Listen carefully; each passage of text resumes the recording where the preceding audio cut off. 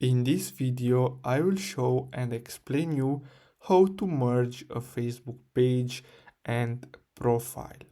So if you go to Facebook and then you go to your profile and then you simply tap on these three dots, you're gonna see that you have this option which is turn on professional mode.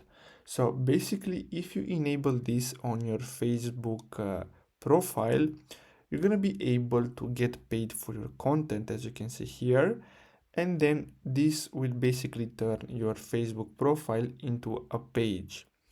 Now if you want to merge a Facebook profile and a page, basically you cannot do that. So you can only convert your Facebook profile to a page, but you cannot merge two different accounts, so let's say a Facebook page and a Facebook profile together, because this is against their community guidelines. So as you can see here, I found this article from Facebook, and as you can see, it says that this is against their community standards, and basically you cannot do that. So you can only close one and keep only one.